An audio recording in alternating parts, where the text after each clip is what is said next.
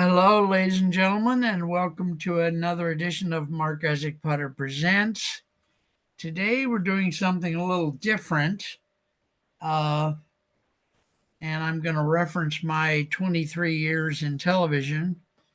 When I worked out of the studio, which is about 20 years, our TV station was a teaching station, and I was one of the teachers.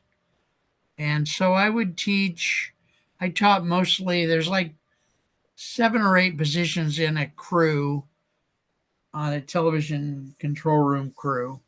And I would teach camera, floor manager, and host. So the host is the person that interviews the guest.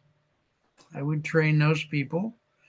But post COVID, which was a few years back now, I have not trained anyone new.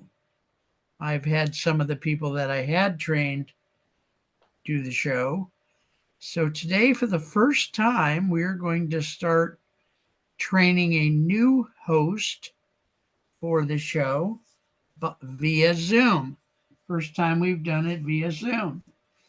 And so therefore I'm introducing Sandra Burns, who is absolutely lovely, and she's been a guest on the show, although she's a little stingy about her appearance. She's only been on once. I've had other people on. I've had one guy on 12 times. So I'm trying to get everybody now I'm trying to play everybody against each other. This one's like 12 and this one's like 11. Then I'll go, A lot of catching up you, to do. you better do more. What's his name's got 12. And then when she gets 13, I come over here and go, she's got 13. You only got 12. You better do another one. So, because I'm an addict, like I tell people. Television is my meth. Let me put that in quotation marks. Whoa, you're in a happy mood today. So Sandra and I are kind of both learning today because she's going to learn about being a host, and I'm going to learn about how to train a host when we're doing it digitally. And a few weeks ago, or maybe longer, I sent Sandra the training material that I had used in the past at the TV station. Some of it's still relevant and some of it is not. I also do not know, frankly, how to turn the hosting duties digitally over to you. So I may have to go on Gemini or one of the AIs and ask how to do that. For now, can we just pretend that we did? Would that be okay or not? That is perfectly fine with me. Well, God bless you and Batman. So just we'll just pretend like it's the beginning of the show, and I would ask that you do what I do, which is just come on. Everybody has their own signature on, signature off. Okay. Every person does it differently.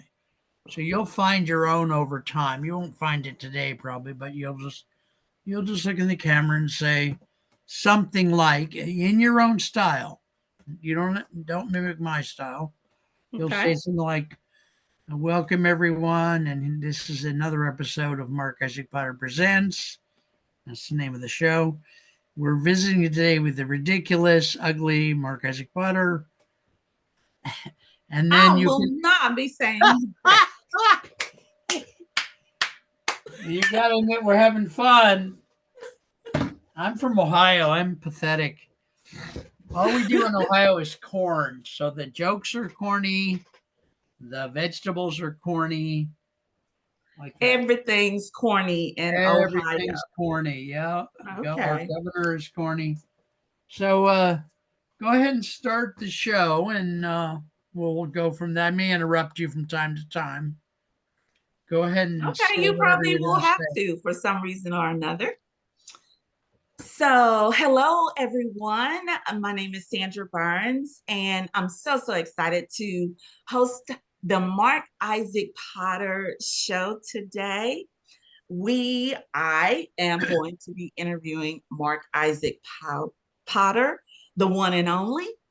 And it is such a great pleasure to interview Mark and just find out more about what he does, his 23 plus years in the industry, and how he is able to relate and teach and instruct others to do what he has done over these 23 plus odd years. So I am just elated and present to you all Mark Isaac Potter.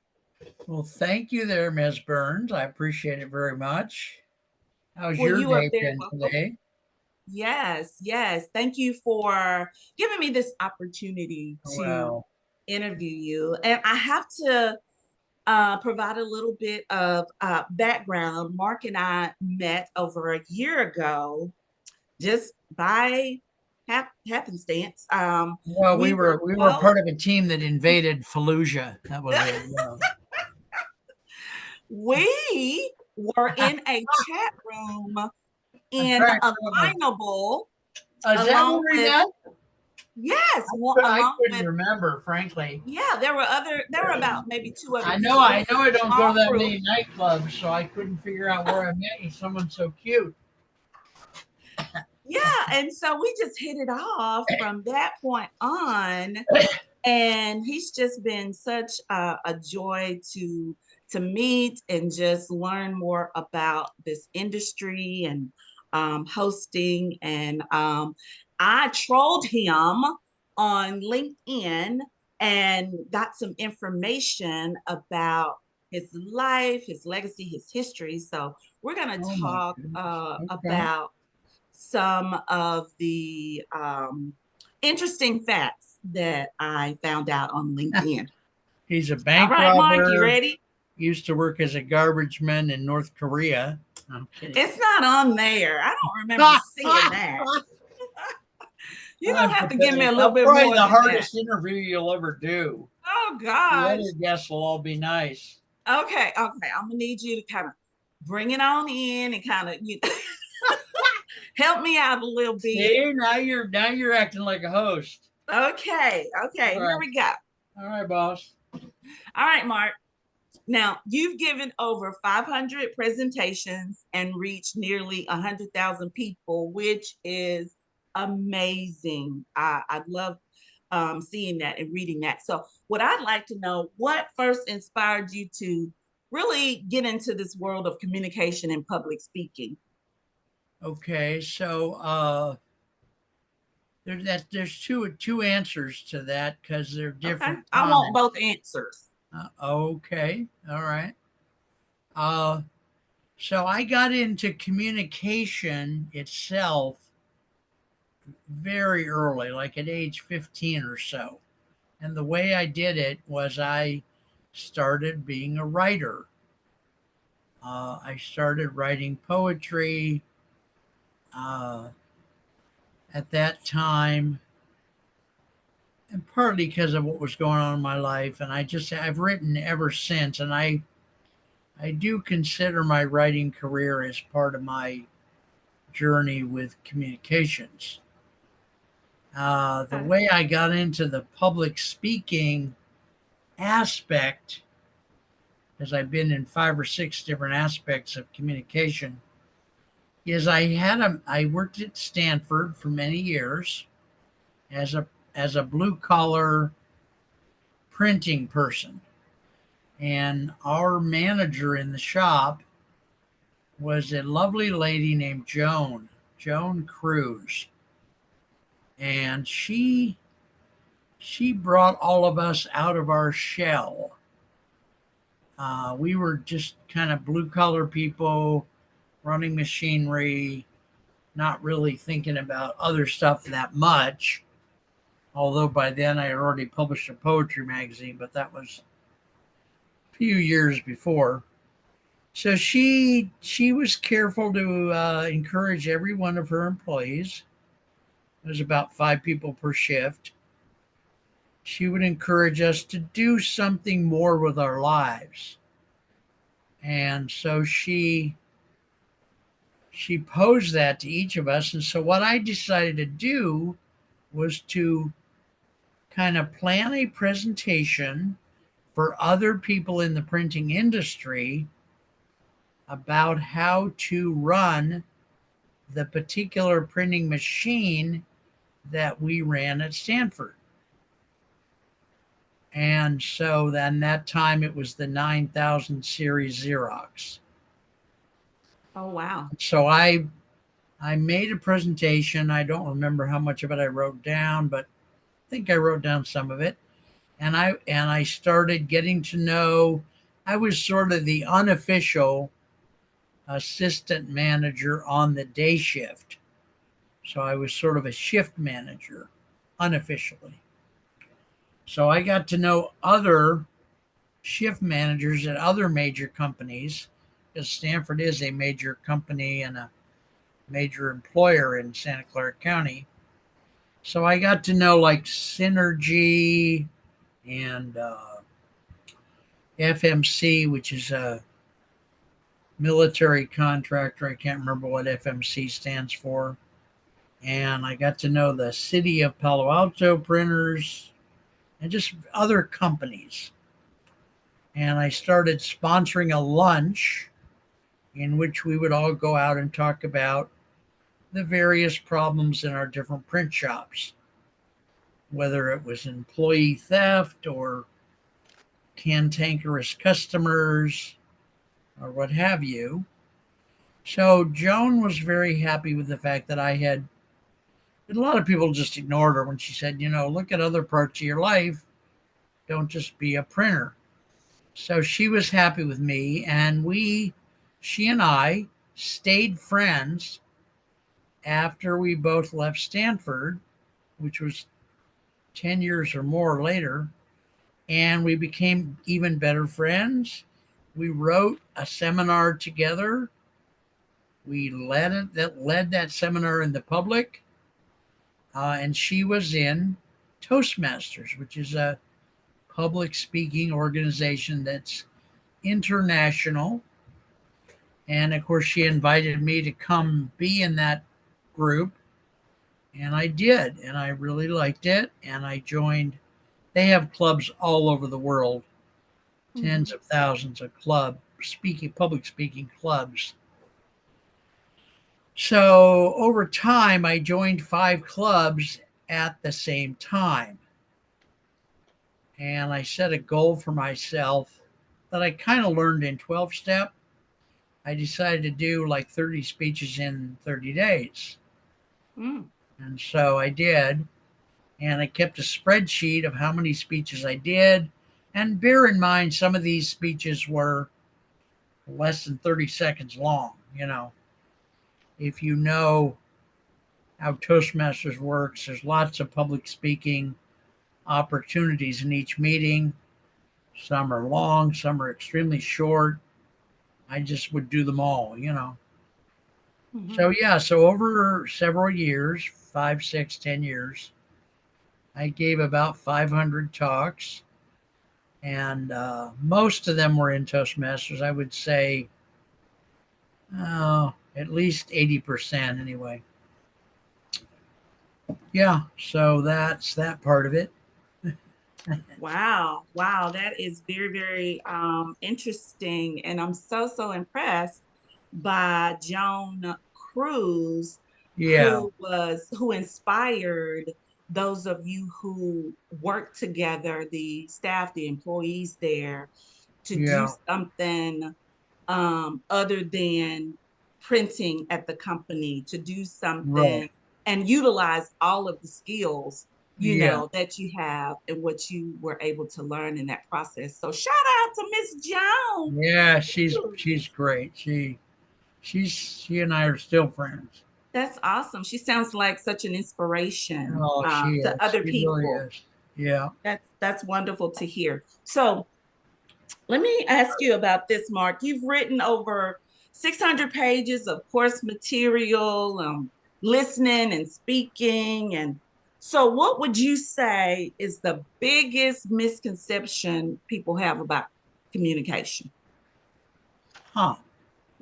What's the biggest misconception they have? I think the biggest one, and I've taught this stuff till I'm blue in the face, but I think the biggest misconception is that most people generally think they're a pretty good speaker and a pretty good listener. Most people would say, yeah, I'm pretty good. And that's really not even close to being true. You might as well say you're an alien from the planet, make up a name, you know. Most of So, us, most of the time, are not good listeners. And I would quickly add that most listening experts, including myself, are not good listeners most of the time. It hmm is a very specific, almost surgical activity that none of us get right. Hardly ever. There's very few times.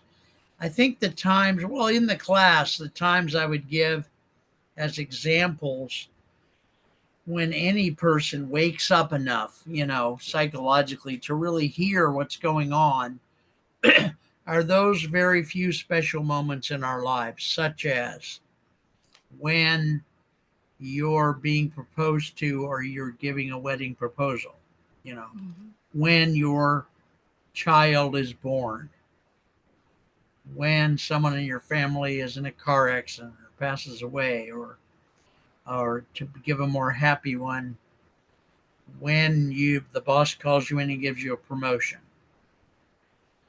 These are times when that are exceptional enough that the exceptionalness of it will launch the person into a kind of a different state of mind, a different space in which they're being more attentive. The rest of the time, it's just like, you kids get your jackets on. The bus is going to be here in 2 minutes. Mom, oh, shut up. Get your jacket. You know, that's how most of us, or if we go to work, we know it's all standard. How was your weekend? Oh, great. What'd you do? Oh, not much. Just hmm it's rote. I mean, the AIs are going to do a better job of most of that than we do. So we do have the ability to listen, but we rarely use it. It really it's anywhere hmm near anywhere near its full capacity. Yeah. And that kind of is a segue into the next question. And you can probably expound on this because I'd like to know, why do you think um, listening is just as important, if not more so, than speaking when it comes to effective communication? Okay, well, I can tell you what the operating principle that I discovered in my meditation and research and writing one of the three books. One of the books that I wrote is called Being, Listening, and Speaking Dynamics. And I discovered that listening cultivates wisdom. Mm. Listening cultivates wisdom. Yeah, I'm writing that down. That is, And most people are not particularly wise, believe me, myself included. Uh, and most of us don't listen. Those quiet people that you meet that are somehow magically become like myself. millionaires and billionaires. Ah, ah. Yeah, working on the second part B of that.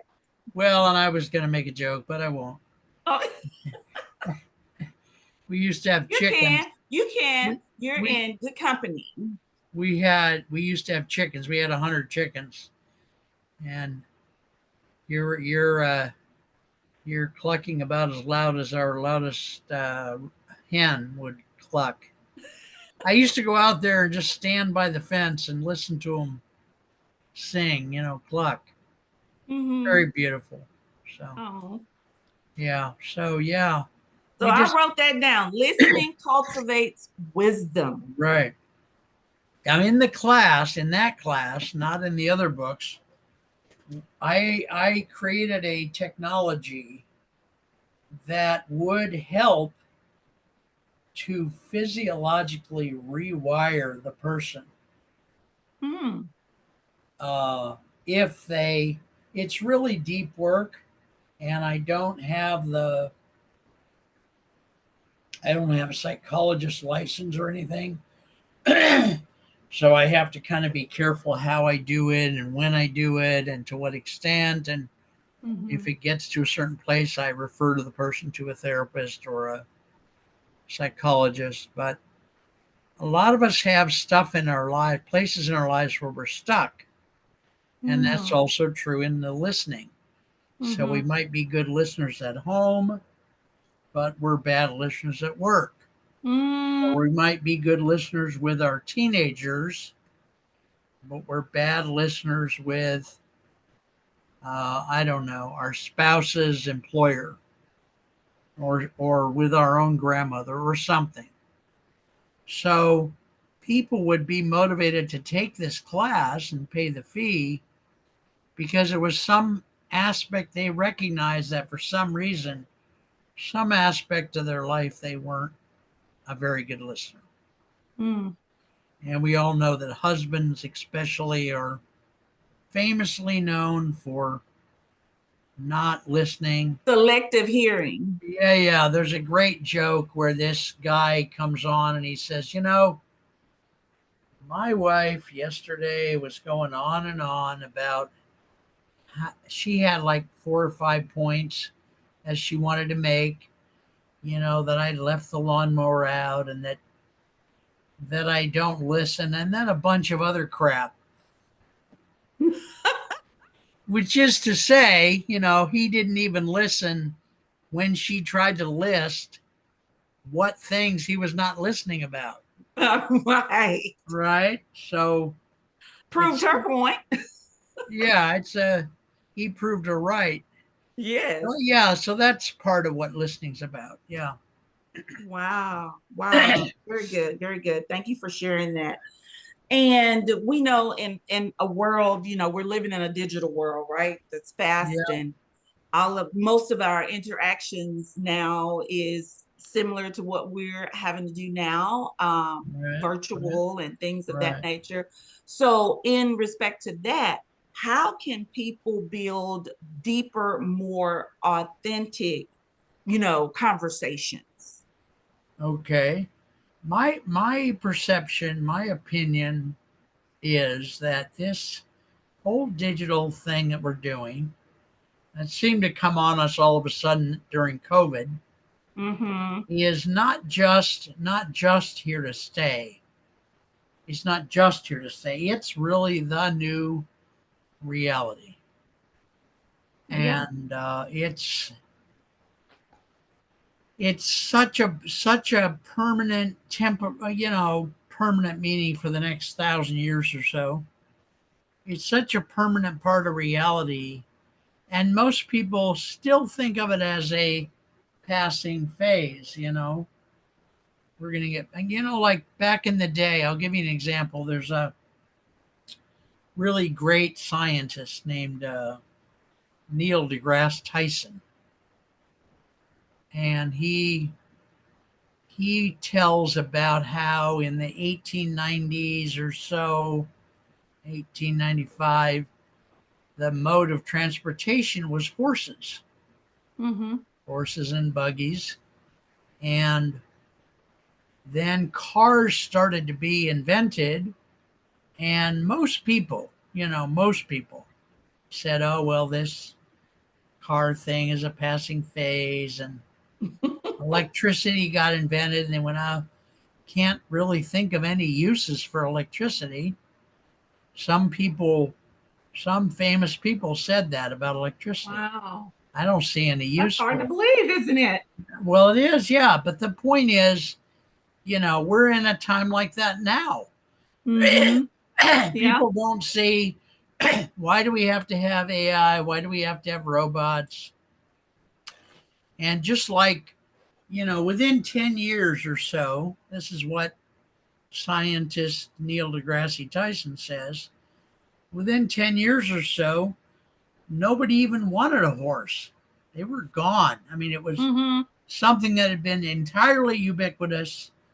Within 10 years was gone. And cars were everywhere. Mm-hmm. And so AI is like that now. You know, a few Yep. years ago, most of us had never heard of AI, didn't know what it was. And now, increasingly and very quickly, AI is pervading every tiny aspect of our lives. Mm-hmm. And there's probably going to be a time rather soon that something is going to happen called the singularity. And the singularity is the merging of human beings and various types of AI Hmm. into one thing, into one type of being. So, and that's looked on rather favorably by a lot of people, myself included. I see it as just a natural next step in the evolution of what used to be human beings. Wow. I know, and I know. I'll Listen, we probably can step into something well, with yeah, that. and I'll probably. I mean, I'm a Christian, I'm a Buddhist, I'm a bunch of other stuff.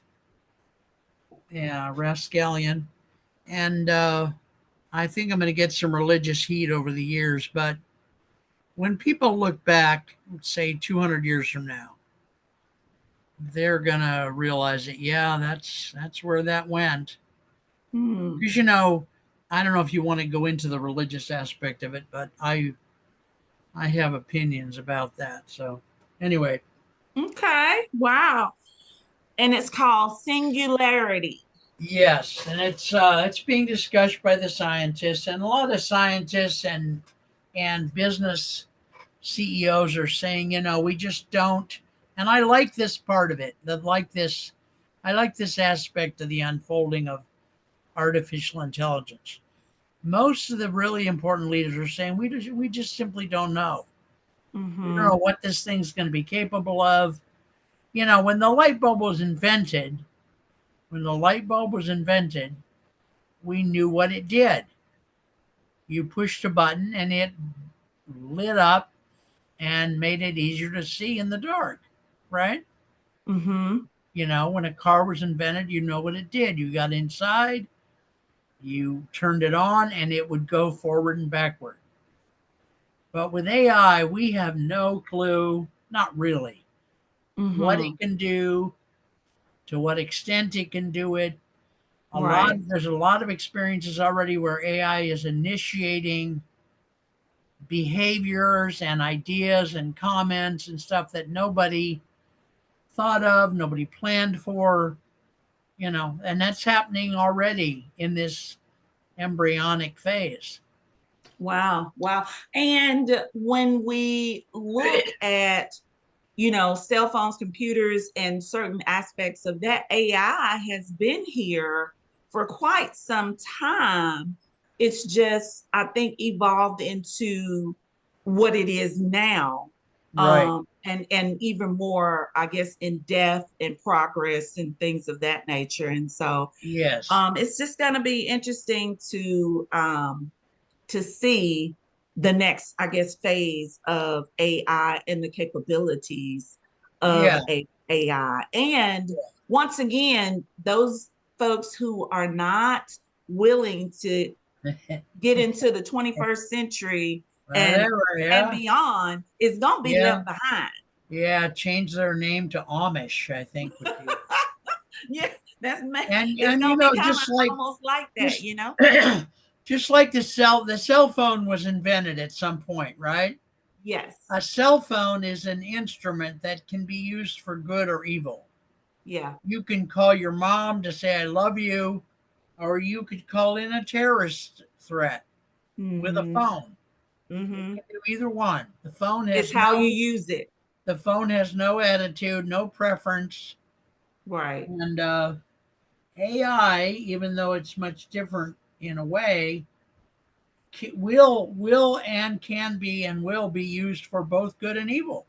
Yeah. Well, I I can, mean, something as simple as the internet. The internet, in and of itself, there's nothing, good or bad or right, whatever, right, but it's right, the person that right, puts in the information and then exactly, uses that information, whether for good or for bad, right, So, exactly. Yep. wow, a lot of discussion on that. Just Yeah. kind of turn our attention to all of the wonderful Fortune 500 companies and artists and nonprofits that you've had the privilege of working with those leaders. I just like to ask, how do you adapt? Your coaching for different audiences. Because Okay. you interact, you engage different people from, once Right. again, leaders of Fortune 500 companies to somebody like me who, have limited um, skills in this particular area. So Right. how do you adapt? Well, the way I do it is almost embarrassing, but not hopefully not really. The way I do it is I somehow, maybe because I've done so much Zen Buddhist meditation, or because I did like 10,000 hours of est, which nobody around even knows what that is anymore. I was just about to say, Yeah, it's what? there's a group now called Landmark, and Landmark is was S was the precursor. It's a communication class, Oh, and okay. I took 10,000 hours of that in the late 70s, early 80s. Do they even offer that anymore? Well, they offer something else, Okay. something more mild. Comparable. Yeah.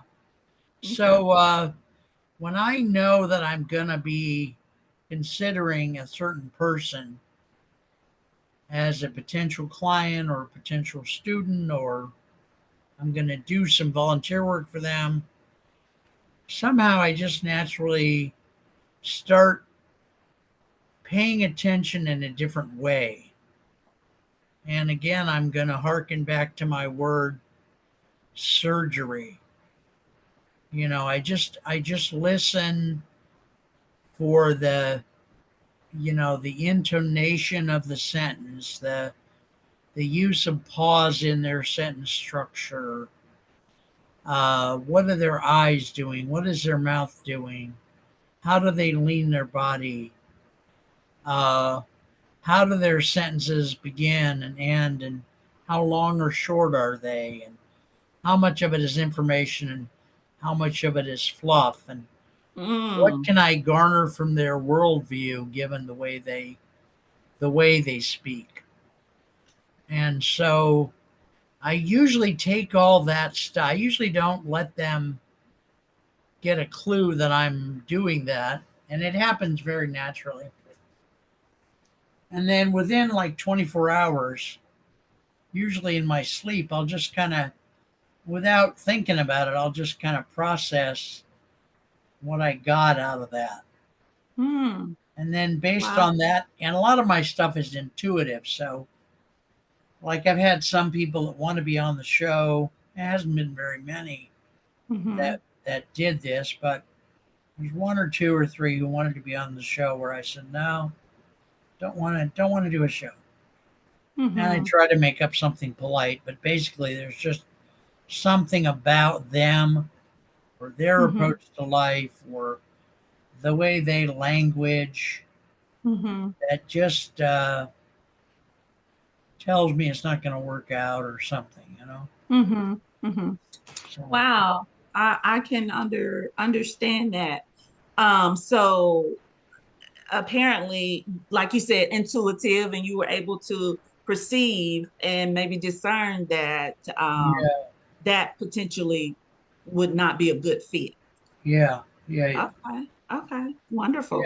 yeah, I saw where you did some volunteer work. I love hearing about that. So how has your experience as a volunteer at KMBT shaped your views on um, community engagement and storytelling? Okay, good question. Very nice question. I have, generally speaking, been a volunteer since I was a late teenager. Mm-hmm. Done a lot of volunteer work in very different fields from each other, some of which would be an entirely different show than this one. And I almost want to tease the audience by dropping some kind of bombshell, but I probably won't. But I got interviewed by the FBI at some point because of some volunteer work I was doing. That may be a Russellville, whole nother show, Mark. in jail in Russellville, Arkansas. Get out. And the Oh my God. FBI came down from Little Rock and interviewed me. So anyway, so I've been doing volunteer work since I was knee high to a grasshopper. And by the Mm-hmm. time I got to KMBT, I was already 50 years old and 51. And a friend just said to me a few weeks before I went in there, just off the cuff, like any friend would say on any day, just Mm-hmm. here's this thing, go check it out. We all say that. Oh yeah.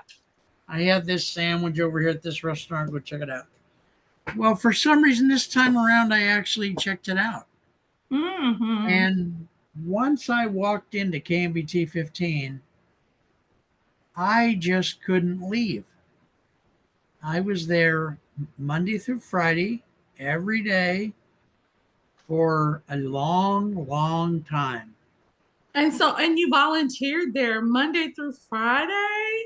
Monday through Friday, morning to night, sometimes Wow. sometimes at night. The first year I was there, I got volunteer of the year. Yes, I saw that. And then 3 or 4 years later, I got volunteer of the year again.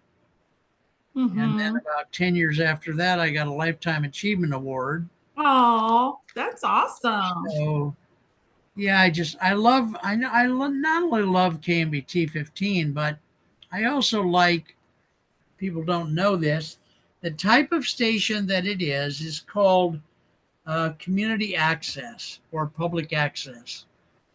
Okay. These type of stations, there are 700 of these in the United States.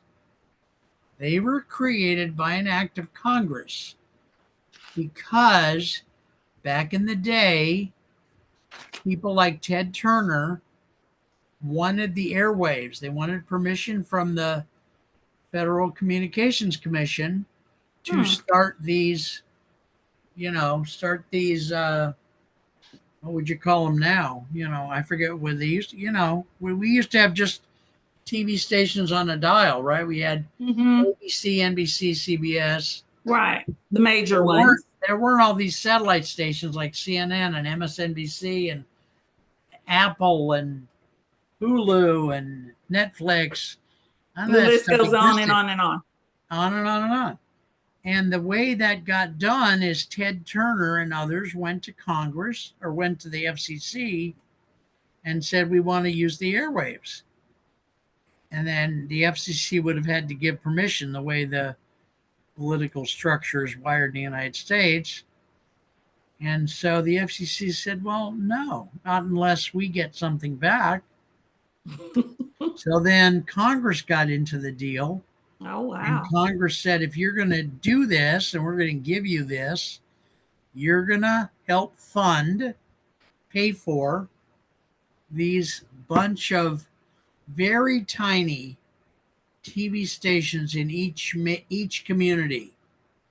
So KMBT is a very, very small station. It usually has one or two staff members at any given time. Its entire potential audience is about 125,000. Its airwaves only cover about 5 cities Oh, okay. Mm-hmm. around its area. And then in the Bay Area, there are like 12 of these type of stations. Mm-hmm. There's one right next door called I can't remember now, and it covers 4 or 5 cities over here. Mm-hmm. And there's one over there that covers 4 or 5 cities over there, and they're made because back in the 70s, most of us couldn't even spell TV, let Mm. alone they're made to teach people how to produce television.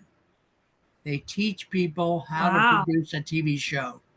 I mean, a real TV show with a control room, 3 cameras, a set, a technical director, an audio board, Wow. all that.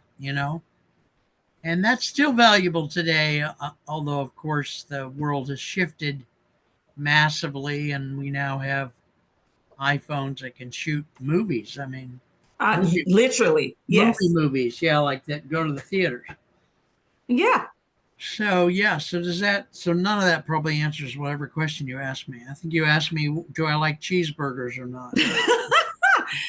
Basically about your volunteer work. Okay. Yes. So At yeah, and I the did a lot of other volunteer work of other kinds. mm-hmm. I worked a little bit for uh Cesar Chavez, just not for him, but just for his larger organization. When I was Mm-hmm. at EST, I did a ton of volunteering there. Uh, I was in the anti-war movement back in the day, and all that was volunteer. Mm. Just most of my Well, life, it I've done sounds some like you have served your churches, community well. churches. Um, Whatever church a person is in always needs volunteers to. oh, for I like sure. I like doing dishwashing, so whenever I'm involved with a church, I volunteer to be the dishwasher, and Oh, there usually yes. isn't there usually isn't anybody else that wants to do that, so Yeah, they love right. that. Oh, that's Yeah, awesome. It's a I dirty enjoy job, it. but It somebody gives got me to a do lot it, of you know? I get a lot of nurturing and value from volunteering. I do too. I love Yeah, volunteering. yeah. It just gives me so much joy to give back Such a to the lift, community. such a lift. Yeah. Yes. When I was in 12 step, I volunteered. Mm-hmm. Just yeah, all over the place. Yeah. Well, we are about ready to wind down. However, my last question is what advice would you give to someone looking to become a more effective communicator or even start their own community show? Okay, those are very to me those are very different questions. Okay, The let's break it down. being a good listener is not easy, and I right now in my life with all the decades of listening training I've done, I can honestly say that I do not really consider myself a good listener. And hopefully that surprises people enough that they go, boy, this thing is, it's like being a world-class tennis player. You have to practice Mm, lots every day to be mhm, to be one of the Beatles or one of the Rolling Stones or to be Frank Sinatra. You have to practice every day. You mhm, can't just go in there and give a concert. When you've got a concert in the evening, you come in the morning, you watch the crew put the equipment together, and you start practicing. Even though mhm, you practiced yesterday, even though you've been practicing for 40 years, you still practice. And that's how I see listening. mm. Now, I hear. how to do TV is a whole different animal. It's a different thing. It's like learning welding or learning, how to be a contract assassin or something. It's just, it's a set of skills that you need to put enough time into to know how to do them. Mm, And obviously, to me, one of the best examples is a station like KMBT. Not all, not all of the 700 public access stations are as good as KMBT, in my opinion. Most of them do a bad job of teaching people how to do television. They Mm-hmm. offer it, but the person has to kind of stumble in and do it on their own. KMBT back in the day, I don't know what they're doing now because I'm involved with it, but not as much. Mm-hmm. KMBT back in the day had formal classes that you paid for. And you started out with the introductory class, which was, I think, 6 weeks on a Wednesday night. And you had to learn every position on a television crew. Wow. So there's 3 cameras. There's camera 1, 2, and 3. There's the floor manager. There's the host of the show, and that's just in the studio part, right? Mm-hmm. And you have in the control room from left to right, you've got an audio board. You have to have an audio person. You have to have a technical director, also known as a switcher. You have to have a television crew person, paid staff person who kind of knows the entire system in case there's a major problem. You have to have somebody that knows how to balance the lighting of the cameras so that when you're actually using the camera, it's acting correctly. Mm. You have to have a Lighting is director. huge. Having the right Oh God Almighty, yes, lighting is yeah, no, huge. it's you have to have a director who can tell people who's the boss, who tells everybody what. No, really, the director's the boss, and then Mm-hmm. there's somebody above all those people, like myself, who's a producer. Who Mm-hmm. I like to say, all the producer does is go out in the back parking lot and have a cigarette while they do the show. But there's more, a little more to it than that. Ah, yeah, But sounds a like lot of my a job, whole a lot lot of more my to it job, than that. I see a lot of my job as a producer being a diplomat, being an ambassador.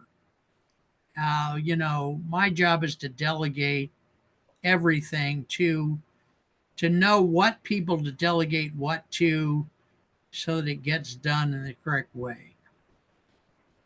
So yeah, All it's a lot of right. fun, and I think even today, even with all the technology, it still has a ton of value for someone to take the time.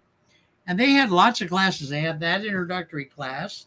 Then you could take like a producer's workshop.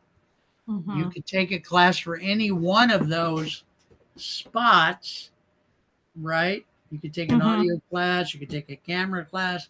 They really could go into depth the way most stations will not. So, Mm.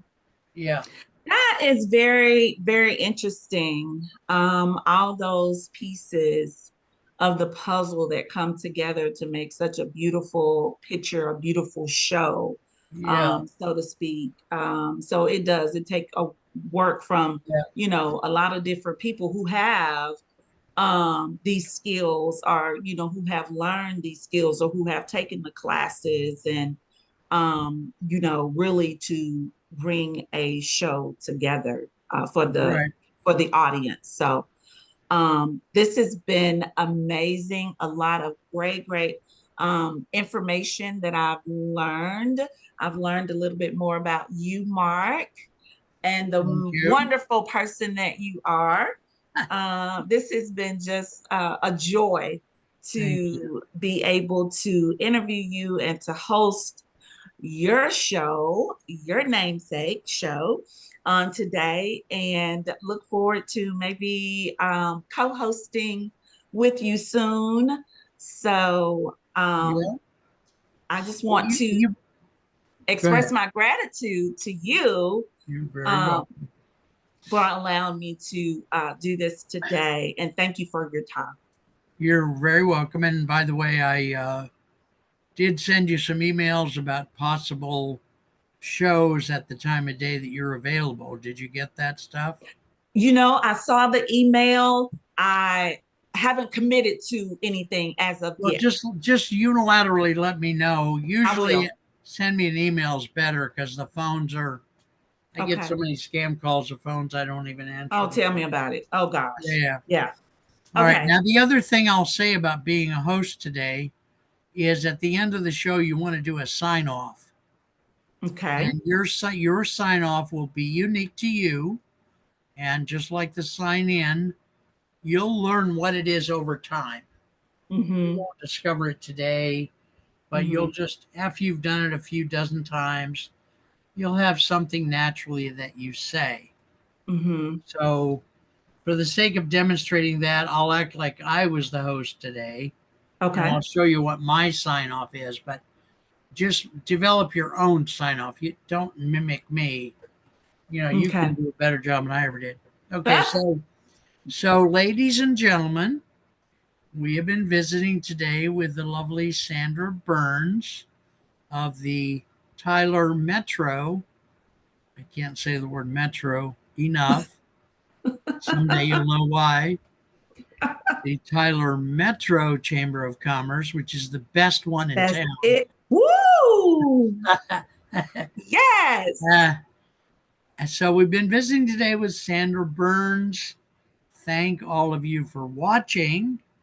And then my sign off phrase that I use that's unique to me is I love you all very much. So I've come over time that's my thing, right? Mm-hmm. Some people say have a good day or love each other or go throw a cat off a roof or something. Everybody has their own thing, but usually the audience identifies with each host in part because they say that thing. It's like Mm-hmm. an actor saying, I'll be back. Oh, Even Lord. though it's a few words out of a Yes. gigantic movie, everybody Everybody identifies that remembers with it. the one person. When they see him on the street, they want him to, oh, say that again, I know, like that. right? So mine is, we love you very much. Take care. We'll see you next time. Thank you, folks. And then I usually turn, and I've explained this during different shows Mm-hmm. because I have a bigger monitor over here and I can see the off button better. Okay. Okay. Usually I Got do it that way. Okay. Anyway, Sandra, thank you for your time. You're wonderful. Oh, thank Um, you. if you weren't married, I'd tell you how cute you are, but I don't want your husband to knife me in the neck while I'm asleep. Aren't I a pleasant? And you thought I was Oh a pleasant. goodness. You always You keep me laughing. you thought I was a pleasant individual. You are. You are. That has not changed my mind at all. I make Twinkies in my sleep. I don't know how I do it, but they come out in the morning. I There's don't a whole either. pile by the bed there. So Yeah, right. we'll see you real soon. Let's do more shows whenever you want.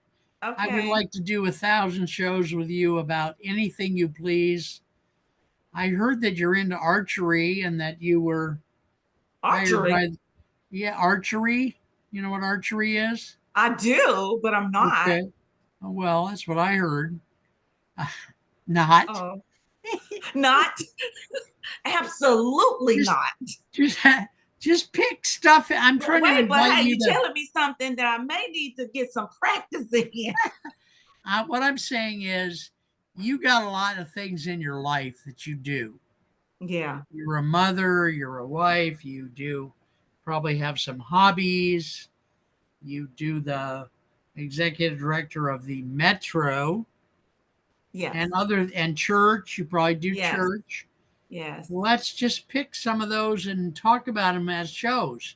I'm sure Okay. your church would love it if you came on here and talked about the church for an hour. Okay.